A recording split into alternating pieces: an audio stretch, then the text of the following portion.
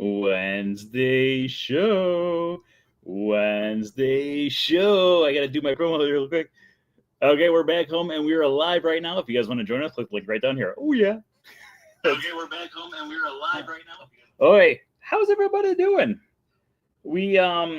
So we went to, I apologize for the delay because usually we start 10 minutes earlier than what we started. But we went over to Liberty Street Tavern tonight. My friends are in from out of town and they want to do Liberty Street Tavern. We got there at 7:25. We added a person, so they said, unfortunately, we can't get you right now. It's going to be about a 20-25 minute wait. It ended up being about like an extra 10 to 15 minute wait. So not a big deal. But then they started talking to the waiter at the end, and I was like, I gotta go. So I ran out later than I should have. We were done with eating for a while, and then the waitress was really nice, but she sat there and she talked to us for a while. So we were with the waitress for a little bit longer than I was anticipating, and then we ran off to I ran off to the monorail.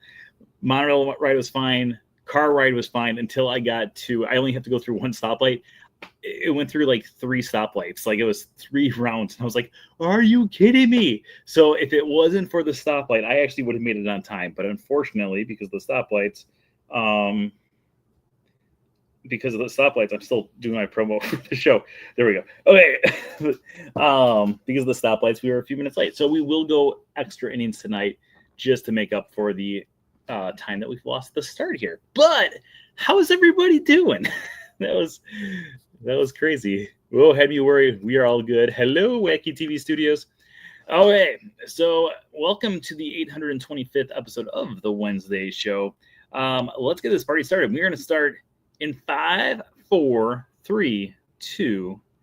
Hello, everyone, and welcome to the 825th episode of the Wednesday show. Today is June 11th, 2025, and I'm your host, as always, Brent Dodge. Hello.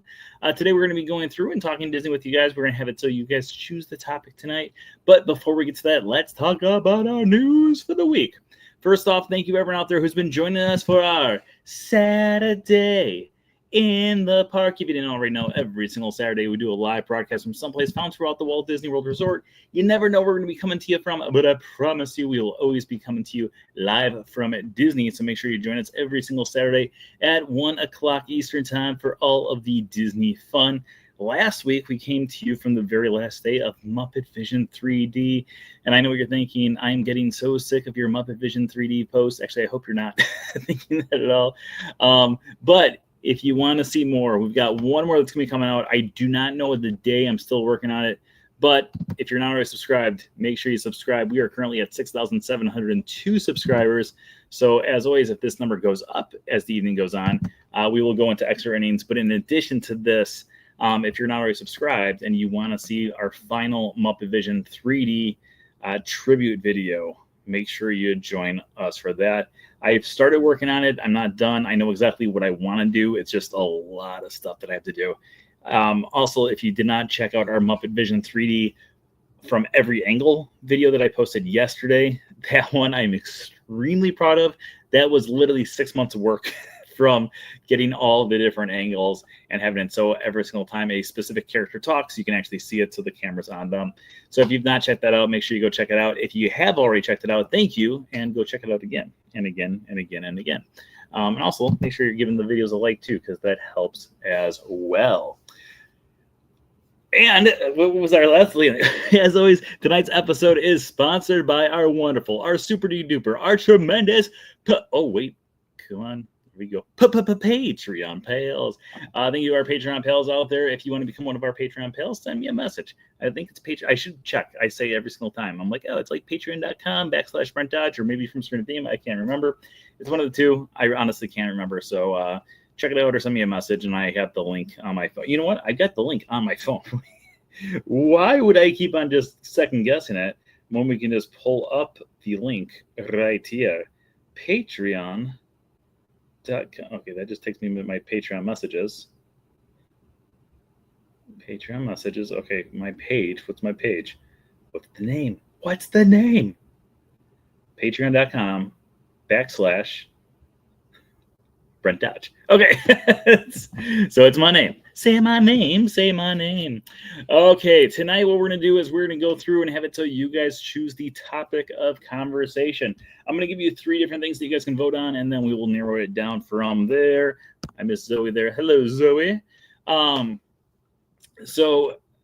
you're not getting sick of the Muppet Vision stuff, I hope, I assume. Okay, so what we can do is we can do one of 3 categories for this evening. Number 1, we can go through and play a little game called Connect the Dots. If you've never joined us for Connect the Dots, I'm doing all the stuff that I usually do before the show too. My phone keeps it, or my watch keeps a charge for the entire week. I was charged it during the Wednesday show. The Wednesday show does the full charge for the week. So yeah. We can do a game of Connect the Dots, or we can, what was our other thing? So we can do a deep dive on a specific attraction, or because we have been talking a lot about Muppet Vision, we're not going to do another Muppet Vision episode, but we can do a look at an attraction or a land or something that is no longer around at Walt Disney World. So let's go through and have it so you guys choose it. Hello, how you doing? Okay, so those are your 3 categories. We're going to either play a game to Connect the Dots. We can go into a deep dive of a current attraction, or we can do a deep dive on an attraction that no longer exists.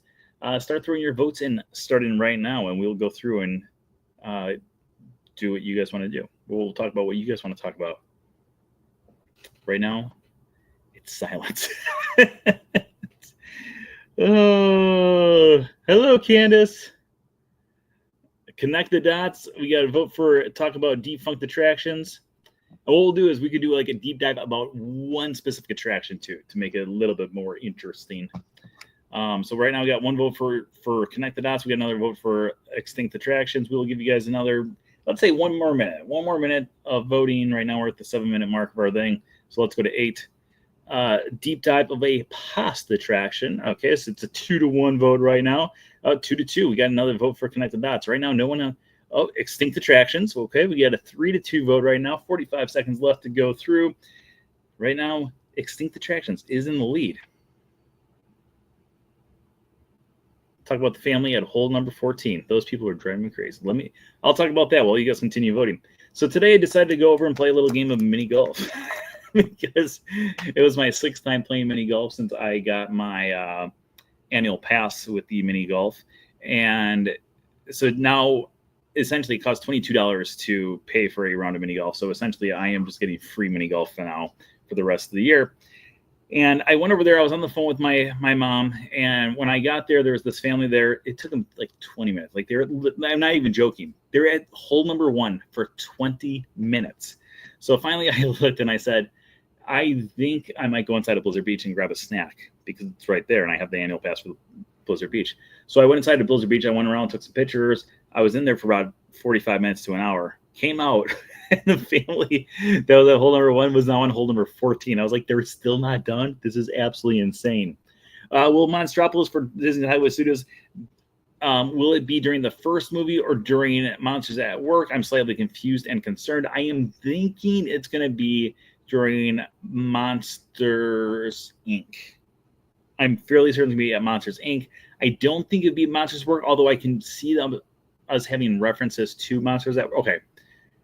By the way, side note, we're gonna do a past attraction. People start throwing down attractions that you want to do a deep dive on a past attraction. I'll choose one, but let me answer this question because I do like this question a lot. So I'm thinking, my theory is the location where, or not Monsters Inc., where Muppet Vision 3D currently sits, kind of, it's closed, but it's still there. Where Muppet Vision 3D currently sits, I feel like Chicken Tonight, I feel like that would be a perfect spot for them to put the Monsters Inc. laugh floor from Tomorrowland. I think I could see them doing that. I could see them moving it over there. So that way we still have a sit-down show that's going on there. And then putting something else where Monsters Inc. laugh floor currently sits over in Tomorrowland at Magic Kingdom. And then technically Monsters Inc. laugh floor takes place after the last film. Monsters at Work, if you've never seen it, Monsters at Work is a great show. There's 2 seasons, 2? Or is it 3? I know there's at least 2. I think it's 2 seasons right now of Monsters at Work. It's a great series that's made exclusively for Disney Plus. The first season I was like, it's kind of cute. It's okay. And I'm still gonna watch every single episode. And then season 2, I was like, ooh, I like this show a lot. So I really started to get into the show a lot, and I really enjoy the show. And I feel like we might be in that time frame, but at the same time, I feel like the door attraction will be like the final scene of Monsters Inc., where you're chasing, Randall and Boo around in all the doors. So I feel like we might be at the Monsters Inc. world. We might be at the Monsters at Work world. I feel like we might be in the first movie, but we'll also have really cool references to Monsters University and Monsters at Work. But I'm not really sure. I'm not completely convinced on when we're going to have a timeline, but I kind of feel like it's going to be right at the end of the first film, roughly, will be our timeline. It's a good question, though. Okay, we got a vote for Backlot Tour. We got a vote for 20,000 Leagues on the Sea. We got another vote for Backlot Tour. I think we do Backlot Tour. Let's do a Backlot Tour episode. Okay, Backlot Tour. Now, the studio Backlot Tour originally opened up on May 1st, 1989. But before we even get to that, let's talk a little bit about how we got to where the Backlot Tour was. So the studio Backlot Tour went through many different phases throughout the years. Now, if you went to Disney MGM Studios back in the late 80s, early 90s, till about actually kind of almost to the mid to late 90s, you may have remembered the Studio Backlot Tour being something extravagant, something amazing, something extremely long that literally would take 3 to 4 hours of your day. And if you remember it that way, you are completely correct. That is exactly how it was. But let's talk a little bit about how it got to that point. Now, starting in the late 1990s / early 2000s, Disney, along with companies like Universal and Sony and Touchstone, and well, Touchstone's Disney, but every single one, Paramount, all these other companies, what they started to do is they started to have a brand new, groundbreaking thing that had never really been seen before, with the exception of a few times in the 80s and a few times in the 90s, but mostly it just didn't exist. And it was this thing called DVD behind the scenes. Ooh, you'd have all these different special features taking you behind the scenes of how different movies were made. I vividly remember in 1999, there was this little movie called The Matrix that came out, and The Matrix blew all of our brains wide open. I was 15 years old at the time, and I remember thinking it was one of the coolest movies of all time. I still think it's a really cool movie. If you go back and watch all the different special effects that they had there, it's like, how did they do that? Now, I remember going to the theater with my brother and some of my brother's friends, because I couldn't make any of my own. It's not true. We had the same friends. They're his friends. But I remember us going to see The Matrix, and when we got back from The Matrix, I remember all of us saying, how did they do that? Like, we were all completely blown away. And later on that year, there was this thing called a DVD that started to become more and more popular. And our family had purchased a DVD player / VHS player. And when we bought this DVD / VHS player, we had the opportunity to go behind the scenes and figure out exactly how they made all this stuff with The Matrix and how it was all possible. And that was so mind-boggling. It was so cool having all these different special features. And it started to become the thing that most companies would start to do when they would release a DVD. They would go through and say, hey, by the way, remember the movie? How we did this? Well, this is how we filmed it. And this is how we did all the movie magic behind the scenes. And everyone in the world was like, oh, what? However, if you were a Disney fan, there's a chance that maybe you had a little glimpse into this starting way back in 1989. So even prior to 1989, in the mid 1980s, Disney was going through and trying to figure out brand new things that they could bring to the to Walt Disney World, specifically Epcot. They were coming up with more and more ideas of Epcot. What can we do to make Epcot more enjoyable for people to go through?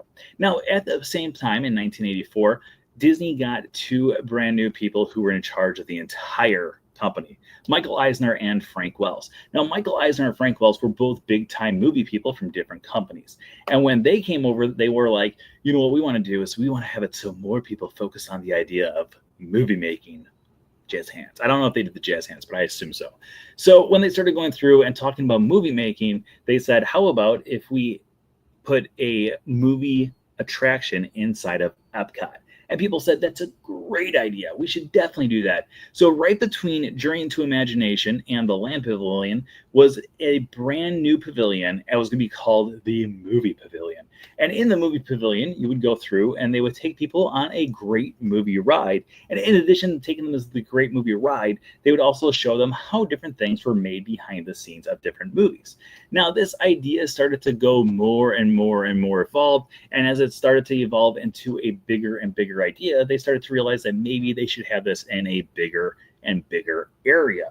So instead of being a pavilion over at Epcot, they said, why don't we just make an entire park called Disney MGM Studios?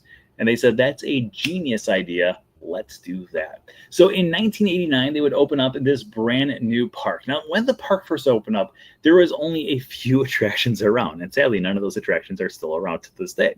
Those attractions would be the Great Movie Ride. We would also have it so it would be the Great Movie Ride. In addition to the Great Movie Ride, we would also have it so it would be the Studio Backlot Tour and then the animation building as well. These three attractions were supposed to be a half-day park type style attraction where people could go in, they could learn a little bit, they could love a little bit, they could live a little bit.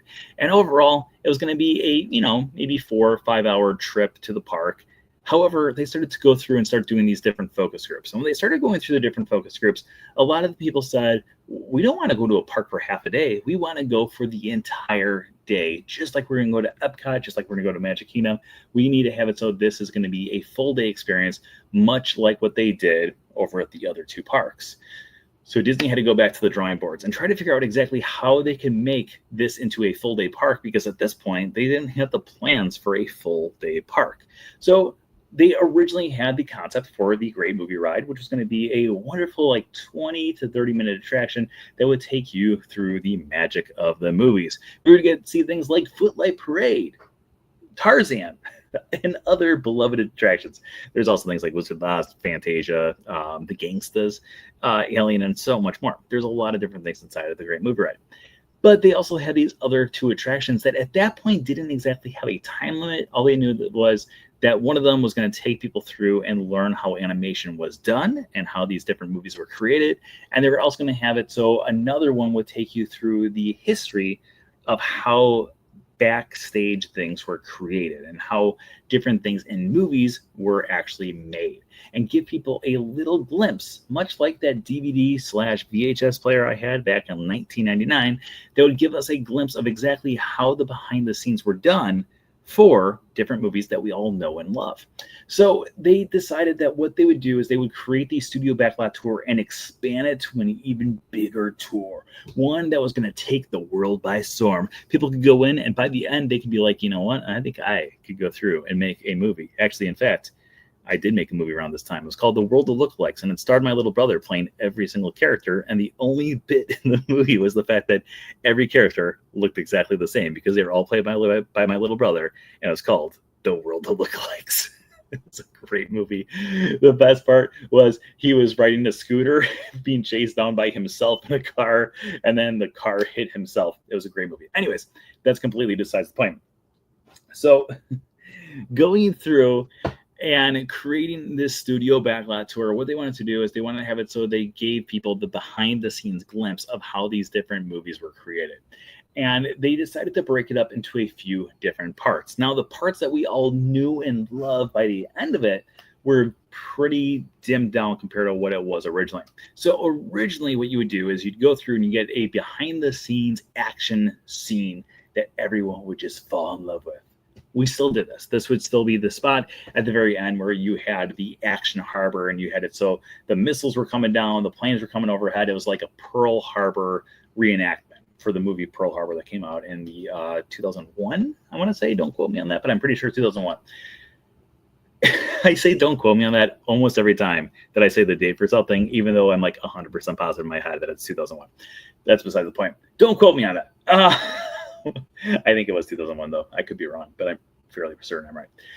So they would have it so you had that part. And then what you would do is you would not go on to the backstage tour yet. Instead, you would go to a sound stage. And on the sound stage, they would actually have it so sometimes they would be going through and filming a sitcom that we all know and love. There was multiple sitcoms they would have there. Some of them were things like the brand new Mickey Mouse Club, starring people like Justin Timberlake, Britney Spears, Christina Aguilera, Ryan Gosling, and so many other kids that did not make it big. So we had it so you could go through and you could actually watch the filming of that as part of your studio tour. Then you could go through and you could watch possibly a different show like Home Improvement. There were some episodes of Home Improvement that were filmed there at their stage on that spot. Then you could go to another spot, and in that spot they would have it so they would go through and continue to show you the behind the scenes of how different things were created. From there, they would take you to the props department. Now, in the props department, they would take you through and you could go see several different props from different movies that we all know and love to this day. After that, you would have the opportunity to hop onto a tram. This tram would take you on a behind the scenes tour of the entire backlot of the studio. Now, one of the big things that they wanted to do was they wanted to create it so there was a brand new spot there that would be featured in a movie that did not exist ever, but they kept on saying that it was being filmed that day, and that would be Catastrophe Canyon. We're going to go into this in a little bit more detail in just a second, so just bear with me. As you would continue going through, eventually you would get down to the streets, residential street, and in residential street, they had several different houses of famous houses that you would see on TV. At that point, they were filming the Golden Girls, and the Golden Girls house had already been filmed for exterior shots. But then what they decided to do is they decided to reshoot some of the exterior shots with a replica of the house here on Residential Street. So that way, when people watch the Golden Girls, they could say part of the TV show was actually filmed in Walt Disney World, because technically it was, and it was just the external shots of the show from 1989 until the show finally ended.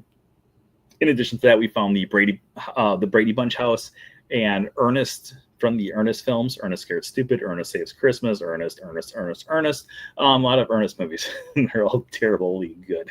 I love every single one of them. Not every single one. There was Ernest Scared Stupid. That scared me as a child. I'm not going to lie. Mainly because we went. So my friend Patrick in grade school. Patrick took us all to Ernest Scared Stupid for his birthday party. And my best friend, Andy Hahn, not Andy Aiken. Andy Hahn, halfway through the movie, got scared out of his mind. And I remember Patrick's parents had to bring him to the back lobby. And Andy, I don't know if you're ever going to watch this, but I apologize because now the entire internet knows what happened back in third grade. So continuing, you would eventually go up towards the streets of America, and on the streets of America, you could see New York Street. Now, at that point, it would be New York Street when it first opened up, and as time would go on, eventually they would add San Francisco Street as well, making it the streets of America, but originally just New York Street. Then you would go to the back area where you would be dropped off, and then you would have another opportunity to see some behind the scenes things. Now, the next start of the behind the scenes things was one of the most unique things that Disney ever did inside this park, and I still absolutely love it. If you actually want a glimpse of Disney back in 1989, this is the way to do it, people. So when they were going through, they wanted to have it so the entire backlot area would actually be used to film movies. It would be used to film TV shows, and so much more. So what they decided to do was they did film a few different things there, but not in full. They would just, send people out for a shot or two, mainly just to say, hey, we also filmed this at Walt Disney World, but that was about it. However, they did film an entire short film starring Bette Midler. We all know Bette Midler. Bette Midler decided to agree to film a short film completely shot at Walt Disney World. And that way, when you went through and you watched the film at the end of the studio backlot tour, they could say, hey, remember, when you are watching this, everything that you see in this film actually could be found with things that you actually saw on this tour. So the film is called The Lottery, and the lottery consists of a person who got a lottery ticket. They lose the lottery ticket. It goes down the streets of New York, which is the streets of America here at Disney MGM Studios, And when they're going through and chasing it, they could see several different things. They would run down the what's it called? The subway. I was like, what's it called? I was going to say metro, but that's just because I've been doing my Duolingo, and that's what they call it in Spanish. And they had that like 15 times today for my word. Metro, subway, metro, subway, metro, subway. So now it's more metro than subway in my head. But they would go down, and then eventually they would get to a subway, and that subway could actually be found on the Studio Backlot Tour as well. So this entire experience back in 1989 took you through a giant little tour of how movies were made. And while they were going through, they were kind of going through and saying, hey, by the way, not only is this how movies are made, but now we're going to show you the actual movie that we made based off of all the stuff that you saw inside here. So go check out the lottery. If you miss the streets of America, it will make you miss it even more, because you will see the streets of Hollywood and you're like, oh, I remember that. I remember that. It's really cool. It's a really cool thing to go through. But that is our long history of the opening show of the Studio Backlot Tour. Altogether, it was about a 3 to 4 hour tour. No joke. Halfway through, they would actually have a rest period. So you could sit down, you could relax, you could take a break from how long this tour was. Because remember, as we said at the start, Disney MGM Studios originally was planned for a half-day park. They planned this for a half-day park style of ride. And then when they realized that people wanted to do a full-day park, they said, hey, we got to expand this tour a whole lot more and go through and create people on, or show people how movies are created. So as time would evolve, as it does, different things would be replaced, as it does, unfortunately, as we've seen with Muppet Vision 3D, Tom Sawyer Island soon.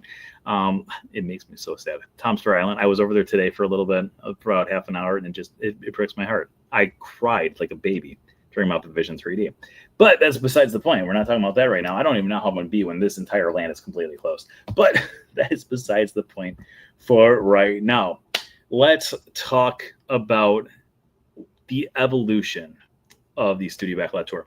Because as time would go on, they started to realize that in 1999, people had this amazing thing called a DVD/VHS player, like we started this entire episode about.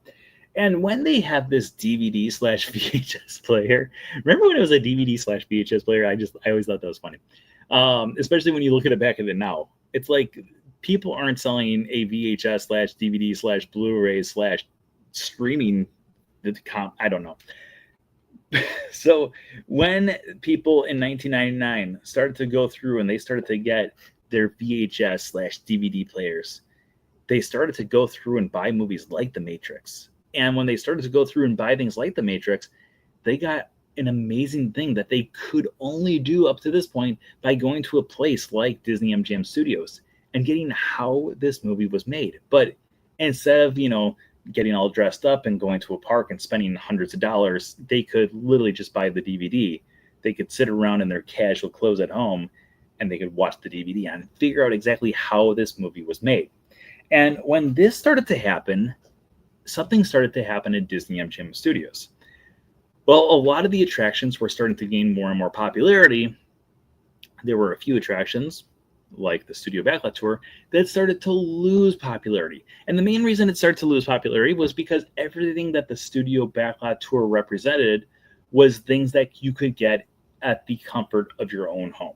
People no longer had to go to Disney MGM Studios, to figure out exactly how a movie was made. If they wanted to know how a movie was made, they literally just bought the DVD. They went to the special features, bloop, and then it would be like, hey, by the way, this is how we did the shot. This is how we did the shot. This is how movies are made.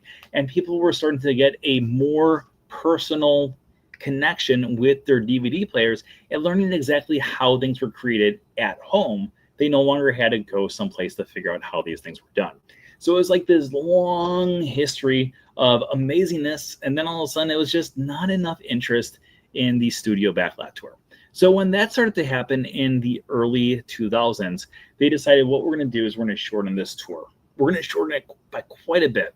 Instead of having it so we're going through all these different sound stages, maybe we can have it so some of the sound stages are their own individual attractions. So one of them would literally just be an attraction that would slowly transition through the time, and people could go inside and they could be like, hey, this is the set for 101 Dalmatians with Glenn Close. And people would go in and they'd be like, oh yeah, I remember this from the movie. This is pretty cool. They could walk around, they could take a few pictures, and they could leave. They did that with things like the Chronicles of Narnia, The Lion, the Witch, and the Wardrobe. You would go through and be like, oh yeah, this is pretty cool. I remember the movie, take a few pictures, and you would leave.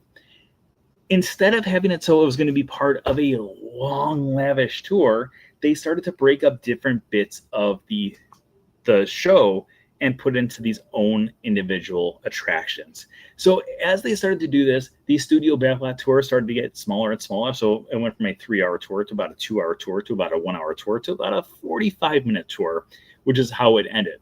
Now, as it started to get down and down in size, we started to lose more and more things. For instance, one of the biggest losses was Residential Street, which would close in the early 2000s, right around 2002, 2003, because Disneyland decided to be selfish and have a 50th anniversary.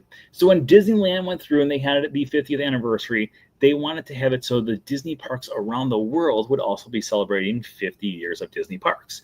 And the way that they decided to do a celebration was every single park, each individual park, not like Walt Disney World, but Magic Kingdom, Epcot, Studios and Animal Kingdom, Disneyland, California Adventure, etc., etc., etc. Every single individual park would receive a gift from a different park around the world, whether it was from Disneyland or whether it was from Paris or Tokyo or wherever. It was going to be a different attraction that was going to be coming to each individual park as part of the celebration.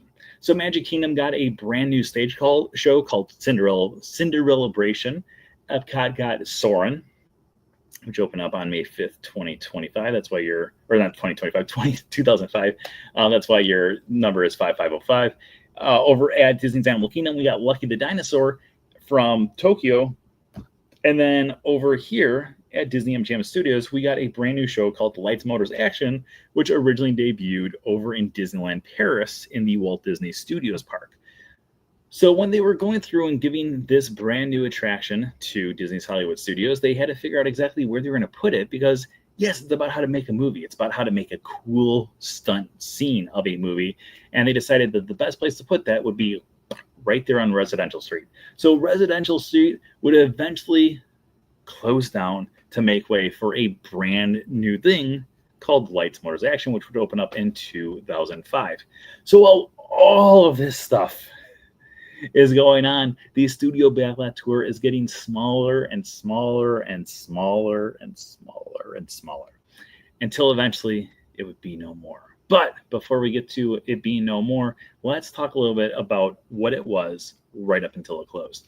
So we're going to do a quick little walkthrough, and then we're going to talk about exactly what replaced it and where things would have been, because there are still a lot of things that you can still see in the park and be like, oh, this is exactly where this was. So let's get to that. So first off, let's talk about the end of the studio backlot tour. So up until the very last day of the studio backlot tour, when you would first go into the room, you would have things everywhere that were Jeremy Bruckheimer because he worked with Disney on a lot of different movies like National Treasure, Pearl Island, The Rock, and a lot more that I can't think. Con Air. There's a lot of movies that he's worked on with Disney. So when you would go into the first area, all around you, there were different props from things like the different Pirates of the Caribbean films, Con Air, Pearl Harbor. I cannot stress how much Pearl Harbor stuff was in this room. But these would all be the props from the film that people could go through and be like, oh, this is pretty cool. Then Jeremy Bruckheimer would be there, well, not in person, but he would be on the TVs and be like, hello, I'm Jeremy Bruckheimer. And one of the things that most people don't know is how they make. This is how he actually talks in the video, and I was always like, "You're talking about action movies, don't you think you should be a little bit more excited?" But he would go through and he would talk about exactly how the movies were made. And today we're going to take you inside, and you're going to be able to experience something exciting about how we make movies. Now, around this time, if you would go up to a cast member, you could say, "Hey, I would like to volunteer to be part of the show." I used to do this all the time. I lost count around 25 on the amount of times that I did the show. I loved being part of the show. It was just so much fun. So if you're part of the show, and I want to talk about being part of the show because I remember that part way more vividly than being out in the audience watching the show. They would take 4 people. One person would be in the engine room, another person would be the captain, and the other two would be deckhands. And with your help, they were going to create a brand new film just for the audience that was watching right then and there. So this was going to be kind of part of Pearl Harbor, naturally, because that's what they thought a lot about. And when you would get into that area, you would go through, and the person in the engine room would be sitting there. He would be looking forward, and then he would pick up a phone, and then all of a sudden water would just be splashing all over him. And they would always tell you, if you're that person in that seat, do not look to the right, because otherwise you will probably get badly injured. So you just had to keep on looking forward and just keep on talking on the phone. Then the captain would be there, and he would be picking up the phone, and they would splice this later on together, so it looked like the two of them were talking to each other. And then the other two people would be looking up at the sky, and then eventually the people would start, coming down and attacking your bomber. Then a torpedo would come, it would hit the thing, and that would cause the thing. So anyways, you would go through, and the four people would go and act out the scenes while the director was there yelling at you all the different directions they wanted you to do. After all of this was done, they would go through and have it so on the screens for the people. Unfortunately, you can never see it, which always bummed me out. But the people who are watching in the crowd, they could go through and they could actually watch it, and it would be the captain calling and saying, "Oh, we got some enemy fighters, blah, blah, blah, blah, blah." And then the person would be answer the phone, and then a torpedo would come, and then the people were like, freaking out, saying, "Oh my gosh, look, there's the people there." At the start, you'd be wiping stuff down. Overall, they would tie all of it together, and it would be a great little tie together that I personally absolutely loved. After you would go through that entire area, and after you would dry off, you would start walking down into the props house. Now, when you went down to the props house, the first thing you would see was a giant barn. This was from Hannah Montana, the movie. And then you would go through the props department. As you went through the props department, there were so many amazing... I remember doing this. I vividly remember blue raincoats. Yes, they were all blue raincoats, and you could have the thing on, and you would get soaking wet. I would always say that it was the only attraction in Disney's Hollywood Studios that was a water ride, because it was the only ride that you could completely get drenched on. And I absolutely loved it. Do you think Disney should celebrate the anniversary of the Disney sing-along songs? Yes. Yes, I do. I would actually love for us to get all the Disney sing-along songs on Disney Plus. I think that would be great.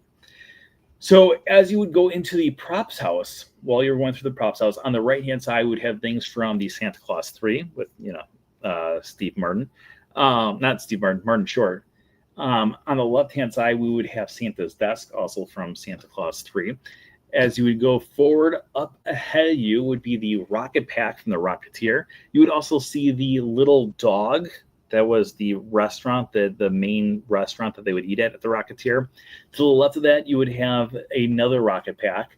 As you would go around the corner, you would eventually go past more props from things like a lot of Santa Claus. There was a lot of Santa Claus props in here. We also had some from Pearl Harbor. We also had some Armageddon. We had the little Range Rovers that would be there to help drill all the stuff. I don't think it was a Range Rover. That's a car. And then eventually you would turn the corner, and up near the ceiling, they would have all of the different defunct attractions from Epcot. So you'd have things from veggie, fruit, veggie, fruit, veggie, fruit, veggie, fruit. We'd have things from Food Rocks up there. We would also have things from World of Motion. We would have things from the original Figment. They also had things from Horizons. It was like the Epcot corner. And most people were like, "I don't know what movies those are from." And it was like, no, that's part of Disney attraction history. As you would continue going down, eventually you would get to a giant subway car. When you get to this giant subway car was actually from The Lottery, which we talked about earlier, starring Bette Midler. And when we would go through and watch the entire scene at the very end, they'd be like, "Oh, by the way, remember, you actually passed the subway car that you found, in this movie." So this would actually be the subway car.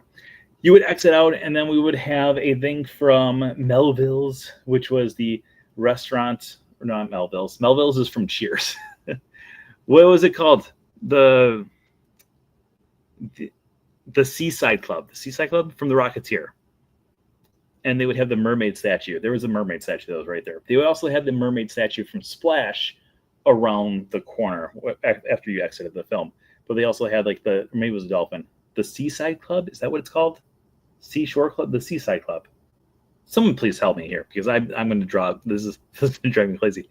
Anyways, you would get to your vehicles, and the vehicles would be these massive red vehicles, and the doors would open up like this, like a giant DeLorean. That was really cool. You would get inside, and when you went inside, we would do a tour. And now when we were going through the tour, you would first start off and have it so on the left-hand side, you would see different things like the spot where the different people trained for Lights, Motors, Action. They had the different jumps there, the different things. So you could sometimes see cars out there driving around. You also had motorcycles out there driving around sometimes. Then on the right-hand side, we had a plane. The plane was used from, guess what? That's right, Pearl Harbor, because that's all we knew about in the last version of this thing. So we had that there. We also had a few other props, like one of the rovers from Armageddon, and just a few other random cars there. We're going to talk about more cars as we go around the corner in the back. We're going to get there. As you would continue on the left-hand side, we would have the Eiffel Tower, the actual icon of the park. And then we would take a right-hand side, we would go through the costuming department. And in the costuming department, as you went through, you could see different people actually making costumes for different Disney productions. And more importantly, these were actually the Disney productions that were done here on property. So if you looked in there, there was a lot of different dresses and a lot of different shirts and a lot of different clothes that just looked like, things from different movies. Those ones were for different movies. But if you looked at the back corner, you could see that a lot of them looked like things from Beauty and the Beast, Live on Stage, Voyage of the Little Mermaid, Fantasia, not Fantasia, Fantasmic. Things like, now I'm drawing a blank on other live shows. Festival of Lion King was there. The Finding Nemo show, Tarzan Rocks. We had lots of different things that were done on property. So this costuming department, yes, it was a costuming department, but it was not making costumes for the movies. It was actually making costumes for the shows that would actually go on. I did have the opportunity about 12 years ago, 13 years ago, to actually get a private tour of the entire area, and it was very impressive. One of the people that I worked with also worked there, and she invited me over there one time. She said, "Hey, I can get you clearance from the manager to get you backstage and have it so you can go through here. Would you be interested?" And I said, yes, even though I don't care about clothes whatsoever. I don't even know if you've noticed, but I exclusively wear a hat, a Run Disney shirt, and shorts, and that's about it. I am the worst fashion icon of all time. I do not care about fashion. I don't care how people look. I don't care how I look. I just want to be comfortable, and I want other people to be comfortable as well. It's that simple. And so going through a warehouse full of different costumes, I was like, this is really cool, but this would probably be more appreciated by other people. But it was still really cool. In there, she would also go through and talk about how they would create the costumes for every single thing on Disney Cruise Line. So if you were going through and watching different things like Belle's iconic dress on the Disney Cruise Line, that dress, this lady told me, it was $500,000 to make. $500,000 to make. It was made right there. And I know what you're thinking. So we were talking a lot about this, and now this area is completely gone. Where are these people now? If you are leaving Walt Disney World and you have ESPN on the right-hand side, you can follow. There's like a little road. I don't even know how to get to this road, even though I drive past it all the time.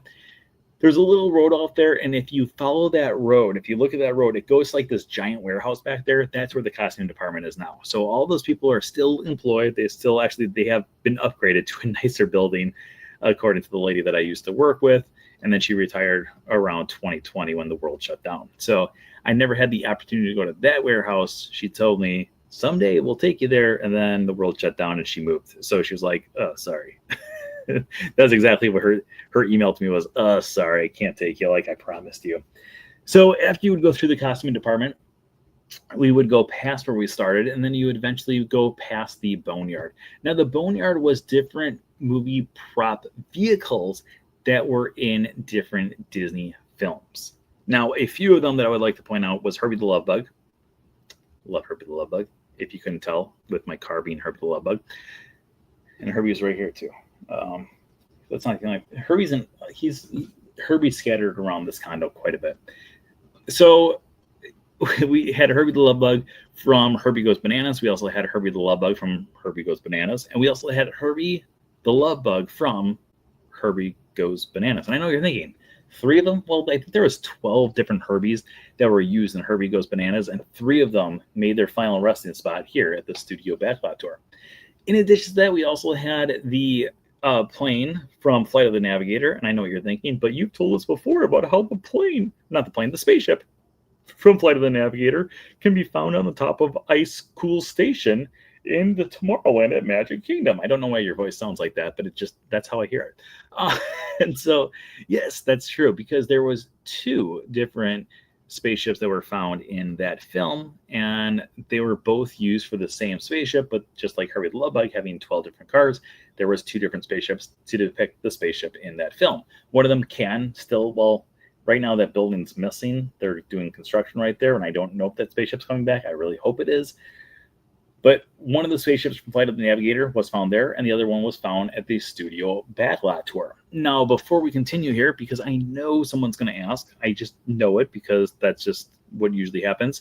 What happened to these cars? Well, most of them ended up at the archives, and a few of them ended up not in the trash. So if you are in Toy Story Land to this day, if you're looking straight ahead at Slinky Dog Dash, and you've got Jesse and Rex up there, and then on the right-hand side, you've got this massive fence, and then right around the corner from that is Woody's Roundup, or not Woody's Roundup, Roundup Rodeo Barbecue. If you look a little above the fence, it's kind of tough to see, but you can see a parking structure back there. This is a parking structure for the different people who work corporate-level jobs at Disney's Hollywood Studios. In this parking garage is Herbie the Love Bug and Herbie the Love Bug and Herbie the Love Bug, but only 2 of those are from the studio backlot tour. The third one's actually from Lights, Motors, Action. In addition to that, the spaceship still exists back there and a few other ones.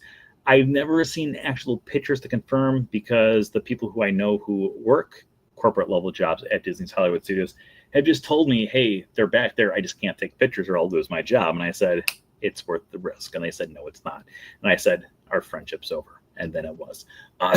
That's not true. The part about taking the pictures, that part's true. My threats to them, only partially true. So as you would continue going through the Boneyard, eventually we would make our way to Catastrophe Canyon. Now, Catastrophe Canyon has a very unique thing about it. So when they were going through and creating the studio backlot tour, they had already put a lot of money to this thing, but they said they needed to have a little bit of a thrill factor to really hook people, and to have it so people would be really excited to tell people, be like, you'll never believe what happened. When I went to Disney's Hollywood Studios, I went to this backlot tour thing, and we got to see how all these different things, where all these different movies were created backstage. And then they took us on this thing, and they were actually shooting something, and there was an action sequence, and there was fire, and there was water effects, and everyone would be like, oh, I need to go on the studio backlot tour too. So when they originally had the studio backlot tour, they did not have the thrill factor in it, because they did not think it was necessary. But right before they actually opened up, they said to Michael Eisner, hey, we have this idea. It's going to cost a lot of money, but if we can pull this off, we think it's going to be really well done. And we think that people would have it so that's the lasting effect of the entire studio backlot tour. Michael Eisner listened to the idea. He said, I think you're 100% right. Let's build it. So how they would go through and do it was, there were a few different layers here. One of them was the layer that you were on, the ride vehicle. You would get on the ride vehicle, and the ride vehicle would take you to a spot, and the ride vehicle would actually have it so there was a certain spot they would have to stop at. This would have it so every single one of the ride vehicles would switch different ways that they were rocking back and forth.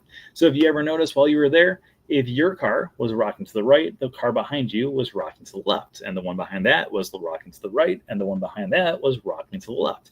That's because every single one of these ride vehicles would line up perfectly on top of one of these things, and they would all start to tilt back and forth, kind of like doing a little dance. You know, it's kind of a lot of fun. In addition to that, above you was going to be where the director was. Now, there was no director. It was just sound bites, making it sound like there was a director. However, this was going to be where a lot of the different water effects were being placed at. So a lot of the mechanics behind the stuff was all being done above you by an automatic system. So nothing on here was completely real. There was no people behind the scenes going through and creating all this stuff. It was all situated that once the ride vehicle hit a certain spot, it would trigger all the different effects, much like any other type of ride that you can find around Walt Disney World. The final effect was going to be the actual canyon. Now, in the canyon, we had the giant tanker truck with the Mojave Oil Company Oh, love it. The Mojave Oil Company actually has a lot of different spots that could be found around Walt Disney World. Not right now, but back in the day, you could actually find it in a lot of different spots. If you ever went into Mickey's garage over at Toontown, when Toontown still existed, in his garage, there was a lot of different kinds of oil, all for the Mojave Oil Company. In addition to that, if you went over to the Great Movie Ride, while you're going through the gangster scene, there was signs for the Mojave Oil Company. The Mojave Oil Company was completely fake. It was created specifically for the Studio Backlot Tour, and they decided to just bring it a little bit further and have it so they started to scatter different nods to it all around the parks. Keep in mind, when Mickey's house was being created, it was right around the same time when they would be creating the Studio Backlot Tour. So the two of them did kind of go hand in hand, and I'm sure they said, hey, you know what we should do? We should put some of these oil cans inside of Mickey's house. That'd make it cool. They're like, yeah, that would make it cool. So they did it, and it was cool. I loved it. So then they would have it so all the different water tanks would go through, and all the water effects that were going on everywhere. As they would point out to you, it has enough water pressure there that it could shoot a basketball over the Empire State Building. And I know you're thinking, that seems pretty unbelievable, but guess what? It's not. That was actually a true fact that they would be telling you.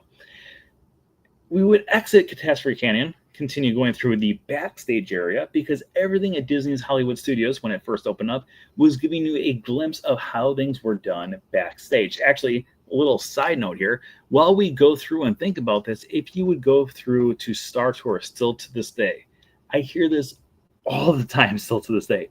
If you go into Star Tours, you go into the AT-AT. If you turn around and look at the AT-AT, you can see the insides of the AT-AT, because you are supposed to be at a studio set. You're supposed to have it so, yes, this looks real from the one side, but from the back side, this is behind the scenes. We're getting a behind the scenes look of how everything is done. This is how it was over at the Studio Backlot Tour. When you would go behind Catastrophe Canyon, there you would see the backstage area of how they actually created all the different effects for Catastrophe Canyon as well. As you would continue going around the corner, we would eventually get backstage of Lights, Motors, Action, or there we could see the Herbie the Love Bug that we talked about is currently sitting inside the garage. He would be there. He would split it in two and then come back together. It's a great little Herbie the Love Bug. I love Herbie the Love Bug. And then we would eventually make our way to the final section of the Boneyard, where we would see a few more discarded vehicles, and then you would come around the corner and see the streets of America, still in its glory at that point, there, until eventually would be disembarked into a different showcase. And those different showcases changed throughout the years, usually with the American Film Institute top 100 list. Back in 1996, the American Film Institute was a company, I was going to say don't quote me on that, but I know for a fact it's 1996. They started a company, or they had it so in the company they did 100 years, the 100 best movies of all time, and then the following year it was 100 years, the best 100 love interests of all time, then 100 years, 100, and they would keep on just having these lists of 100 things. So when you would exit, you would go through the American Film Institute exhibit, and at that point it was a lot of different things that were Disney related. So it'd be things like the villains. And when you go through the villains, they would have characters like Cruella de Vil or Jafar or Maleficent in there to kind of give people a little nod to both Disney, but also the American Film Institute. And then you could go through and you could buy your own little Oscar and all that other fun stuff. And that, my friends, was the Studio Backlot Tour when it first opened, back about 12 years ago. Now, before we continue, or before we wrap this up, let's talk a little bit about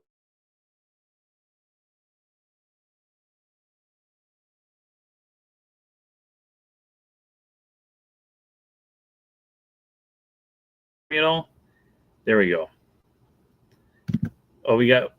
I just saw this question here. How often has it been rainy? My vacation is 2 weeks, and I'm trying to estimate how much it'll rain. It's been every day. It's been every day for like the last 2 weeks. It was insanely hot and sunny every single day. It was like 99 degrees every single day for weeks and weeks and weeks. And now lately it's been just a torrential downpour after it's like 99 degrees. So expect rain. That's all I'll say. And then if you don't get rain, just be prepared for brutally hot temperatures, because it's hot out. It's really hot. Okay, so the Studio Backlot Tour did go through 2 different areas of the park today. One of them was Toy Story Land. And to give you kind of an idea of where things were in Toy Story Land, If you are going down the main stretch of Toy Story Land with Slinky Dog Dash on the left-hand side, Aliens Flying Saucers on the left-hand side, Toy Story Mania on your right-hand side, that was the area where you would go past the planes, and then eventually you would turn around and then go through the costuming department.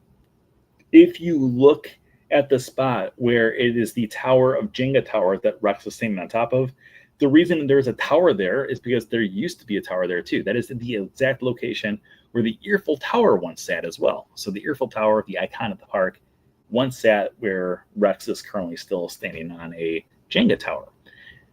If you would start going back towards Catastrophe Canyon was roughly at the spot where the Millennium Falcon currently sits in Star Wars Galaxy's Edge. And then if you would continue going through with the market area, that was going to be where Residential Street was at one point now, or not now, but, and then it was replaced by Lights, Motors, Action. All of that area is Residential Street / Catastrophe Canyon area in Galaxy's Edge. And then eventually, when you would get up towards the part where you could see the Streets of America at the end, that would be over by Rise of the Resistance. So all of it's gone. I love it all. I miss it all. But unfortunately, sometimes things have to close for other things to open. Oh, wait, I do see we have some questions that are some related to the show, some not. You are a fashion icon. Thank you. I got to look. Favorite restaurant that was affordable in Disney? I just discovered you. I'm going to Disney in December. Happy to have found you. My favorite restaurant. So if we're thinking like quick service restaurants, I love Docking Bay 7 in Hollywood Studios. That has my favorite chicken, the Andorian chicken tip yip. Hands down the best or a quick service meal in Disney's Hollywood Studios. Actually, it could be my favorite quick service meal anywhere in Walt Disney World. Do I want to go on? I think I'm going to stick with that. I think that might be my new favorite quick service meal. In addition to that, there's a lot of things that are expensive, but there's also some things you can order off the kids menu at any quick service restaurant, and they're going to charge you as the child price. I do that quite often. Actually, I did that today. When I went over to Blizzard Beach, I mainly went over there just to get a bite to eat. And I got the kids' chicken tenders. It's 2 chicken tenders opposed to 4 chicken tenders. It comes with fries. It came with applesauce. It came with the soda. And all that stuff costs less than what it would cost to just buy the full meal of chicken tenders. So kids' meals. If you're doing quick service and you're not overly hungry, kids' meals are the ways to go. Do we have any other questions out there? We answered the sing-along song one. We may have started late, but I think we're doing good. Okay, and everyone, the other ones were just asking about different locations we could have done. Okay, I think we might be wrapping this. Well, let's check out our subscriber count here real quick here before we do wrap up. We're still sitting at 8,702. So if one of you guys out there is not subscribed yet, maybe you should be like, hey, you know what I'm going to do? I'm going to hit that subscribe button and get this to 8,703. And we're going to do it in 20, 19, 18, 17, 16, 15, 14, 13, 12, 11, 10, 9, 8, 7, 6, 5, 4, 3, 2, 1. I'm not looking actually at the numbers. I'm looking off screen. It's still at 87802. Oh. Okay. We'll keep that up though. We'll see. We'll see. Maybe someone's gonna subscribe. Okay, does anyone out there have any other questions? We can answer any questions here before we wrap up this bad boy today. We started late, so we're going late. But actually, that was a good topic. Did you guys enjoy the studio backlot tour? I enjoy talking about. Anytime we can go through and talk about things in the past, I always enjoy it because I do have all these things so vividly in my brain still. We were talking about it at work the other day about Muppet Vision 3D closing, and I said I am completely heartbroken about it. And one of the people at work said that they were still sad about Great Movie Ride closing, and I said I'm still upset about Great Movie Ride closing too. But I said the nice thing is, for someone who goes on these attractions over and over, I went on Muppet Vision 3D 27 times since January 1st this year. So the nice thing about someone like me who does go on over and over and over and over again is most of these attractions, I can see them in my head extremely well, like extremely well. And yeah, I can just kind of, I was like, great movie ride. I can go through every line in my head with no problem. Muppet Vision 3D, I guarantee I will be able, in 10 years, I'll be able to go through every line as well.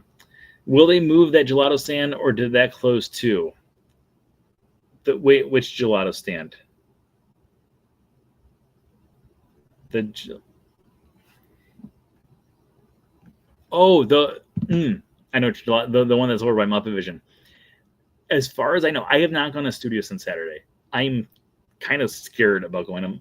Okay, well, also let's be honest here. Okay, we're gonna pull this up for you guys here. So there's this app that I use. It's called Log Ride, right? And on Log Ride, it goes through and you can keep track of how many trip reports. I've done 162 trip reports this year. Spoiler alert, there's been 162 days this year. That's why I've gone to a park at least every single day for the last 162 days. If you go down here, though, it's got how many parks you visited. Wait.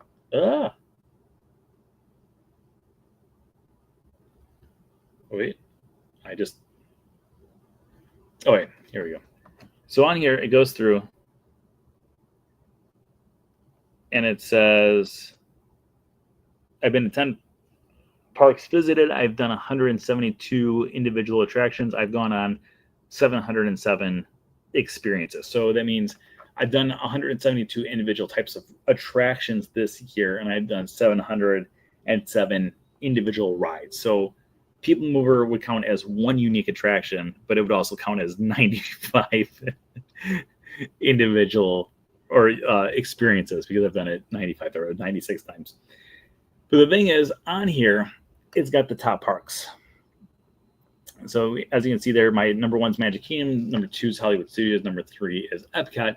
That is the parks that I've visited the most times this year. Now, the issue is at the start of the year, I had a ton of visitors. Oh my gosh, I had so many visitors in town. It was every single day for like the first 2.5, 3 months of the year, there were people in town. And the problem is, and it's not a huge problem to have, but the problem is a lot of those people visiting, they always want to go to Epcot. They want to do Guardians of the Galaxy, which I don't blame them. Guardians of the Galaxy is a great ride, but they don't want to do much else at Epcot. And I'm like, oh. So Epcot is not my favorite park at Walt Disney World. I love Epcot. Don't get me wrong. It's just not my favorite park. And because we were going to Epcot so often at the start of the year, Epcot skyrocketed to my most visited park for the year, and it was up there forever. So if you watch my Instagram stuff, you may have been noticing that I'm typically going to Epcot once a week, and then Hollywood Studios or Animal Kingdom twice a week, and then Magic Kingdom usually on my days off. And the reason is because I've been trying to get Epcot out of the number 1 spot. And I finally did it this week. Hollywood Studios finally took over. It was number 1 on Saturday when I went over to Muppet Vision 3D. And then today, Magic Kingdom tied it. But no matter what, that's a pretty even distribution of parks there. I will be going to Disney's Animal Kingdom probably twice this week, just to have it so that will also be at 44. But right now, I think I'm going to Epcot tomorrow. I have no idea where I'm going. I've got friends in town right now too, so it really comes down to wherever they want to go. But yeah, that's the truth. That's the drama behind the llama, who is not a mama, but it's Brent Dodge. By the way, this number still never went up. I was like, maybe if I keep on talking for long enough, we'll see it go up to 8,703. But it's just sitting there laughing at us. But yeah, so I've been just trying to get the park numbers up, and Magic Kingdom's my favorite park. Don't want that to be number 1 by the end of the year, but I can only go to I can go to Magic Kingdom any day of the week, but it's more of a hassle when I go there on days I work, because I only work at night. I only work from 4 p.m. to 2 a.m. and I work there 4 days a week. So when I work those 4 days a week, it's a hassle to get to Magic Kingdom, because you have to park at the Ticket and Transportation Center, then take a monorail, And then sometimes the monorail breaks down, so it takes a little bit longer. And then when you're coming back, you have to take the monorail, which sometimes breaks down, and they have to go through the entire transport. So it's more of a hassle. So I usually only go to Magic Kingdom on my days off. I typically go to Magic Kingdom Tuesday, Wednesday, Thursday, unless I have people in town. Then I try to go at least one of the days, if not all 3 days. But this week I've gone twice, but my friends got in town today, and we have plans to go to Magic Kingdom anyways.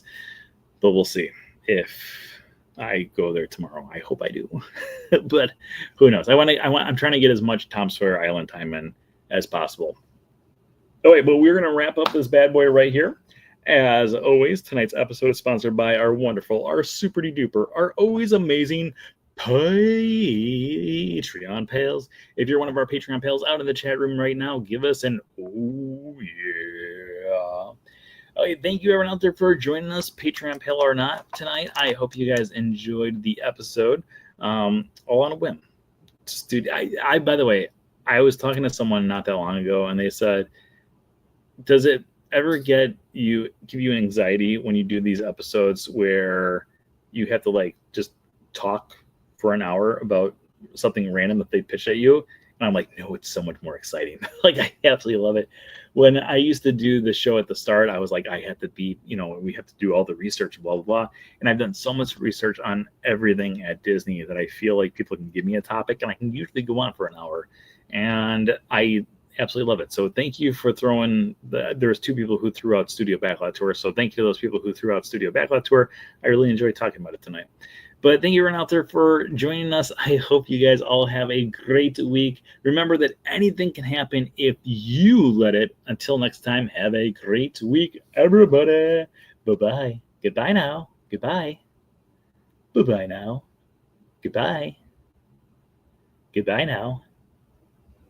Are they gone? Are they gone? Oh, good. My cheeks are just killing me. I can't stand this king in a parade.